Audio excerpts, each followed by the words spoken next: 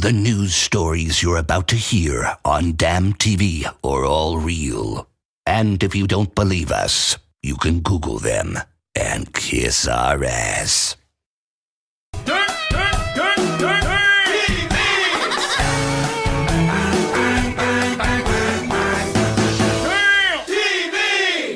Hey, this is Gabriel Iglesias with Damn TV Extreme World News.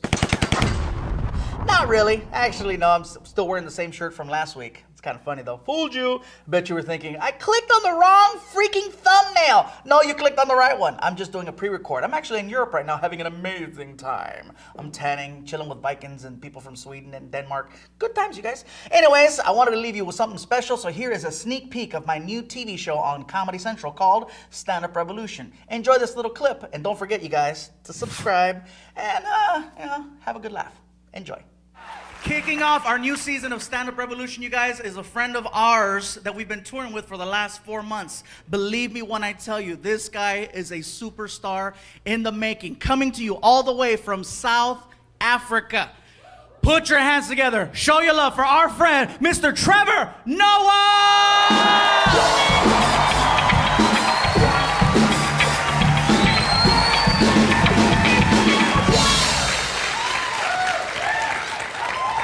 I'm glad to be here, man. This was my dream. My dream was to come to America, you know, not for a job or money or anything. I've got a great life back home. I always came here because I wanted one thing, and that is I always wanted to be black. I grew up in South Africa during a time known as apartheid. And for those who don't know, apartheid was a law in the country that made it illegal for black and white people to mix, which was awkward for me because I grew up in a mixed family. Well, with me being the mixed one in the family. My mother's a black woman, South African, and my father's Swiss, from Switzerland. So he was a white man. And well, he still is. It's not like he changed. I say that like through hard work and determination, he became black. No, that did not happen. And sir, you're fine. I see the white guy going, is that no, it's not possible. You are fine, sir. He's still very white, very white. And so they got together, my parents, black mom, white dad, which was against the law, but they didn't care. They were mavericks, you know? Yeah, my mom was like, woo, I don't care, I want a white man, woo! And my dad was also, well, you know how the Swiss love chocolate, you know? So he was just, he was in there. And so they got together, and they had me, which was illegal. So I was born a crime. Which is something they never thought through, because as a family, we didn't live together normally. Like in the streets, my father had to walk on the other side of the road, and he could just wave at me from far, like a creepy pedophile. So my mom could walk with me, but if the police showed up, she had to let go and act like I wasn't hers every time. Like, woo! Like, it's not mine, it's not mine. Felt like a bag of weed. And one fateful day, you know, because I was never given a race, I was never called black, never called white, I had the privilege of meeting an American, and he said to me, well, you know, Trevor, it's funny you say that, because if you come out to America, they'll label you as black. I said, really? He said, hell yeah. Everybody's black out there. And I was like, well, I want to be black. Yeah. I bought myself a plane ticket because I found out it's true. Mixed race people are categorized as black in America. Yeah, the only catch is you have to be successful first.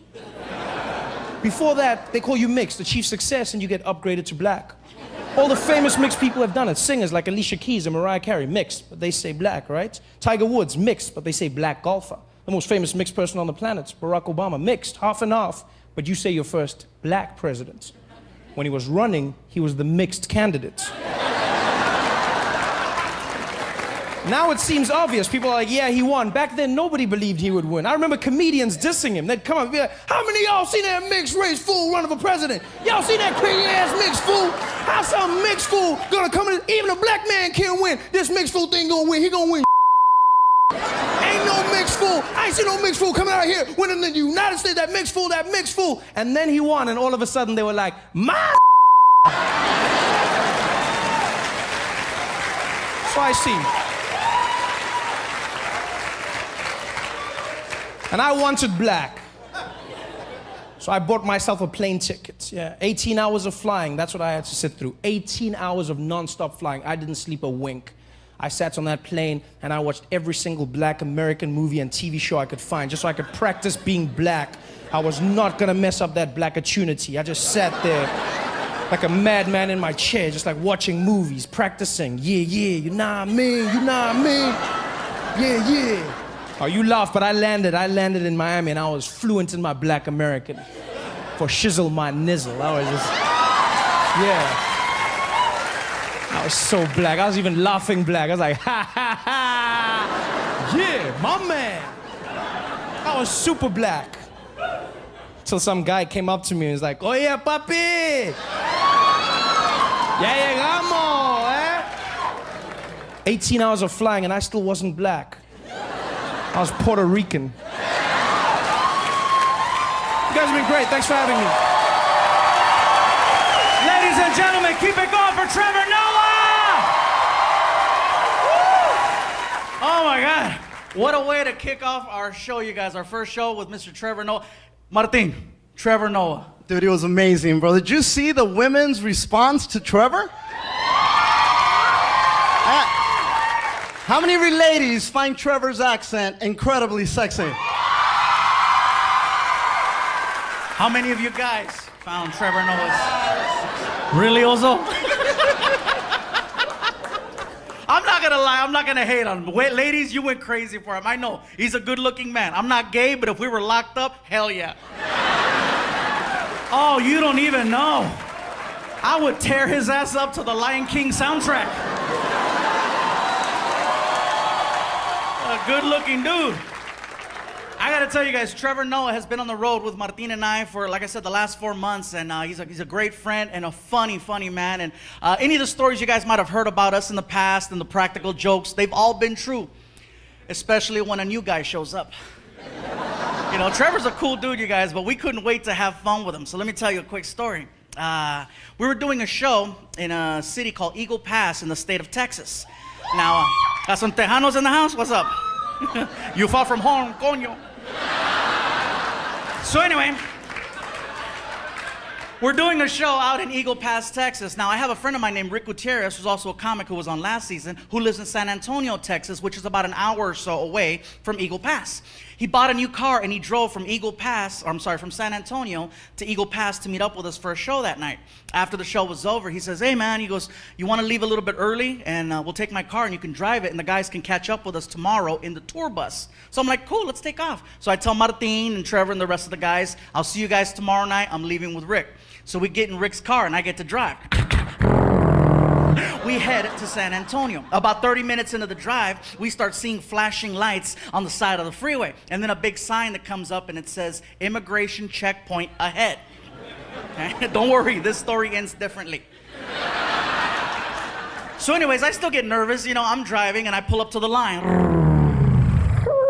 And I'm sitting there and I'm just waiting for the officer to say something that's gonna annoy the hell out of me. So I'm just waiting, and here comes the officer, and when he saw me, he said, "Oh, Fluffy!" And when I heard that, in my mind, I was like, I'm not going to jail.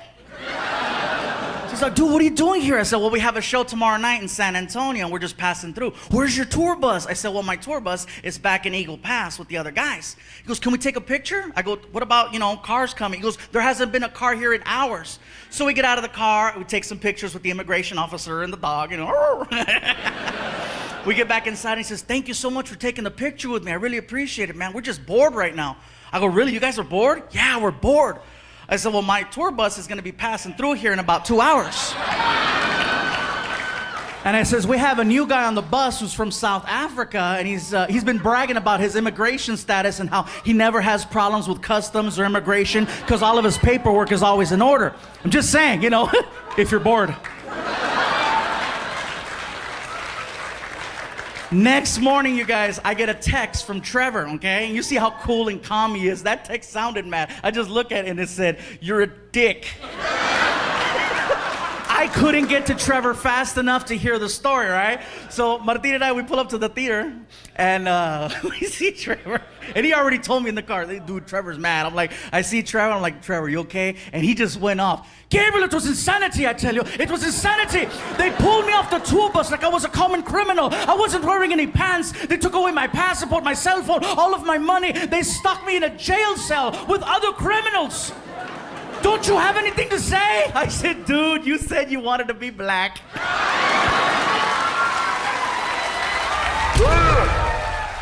All right, you guys, there you have it. A sneak peek of Stand Up Revolution. Don't forget to follow us right here. Basically, that's Trevor's Twitter. Here's Martin's Twitter.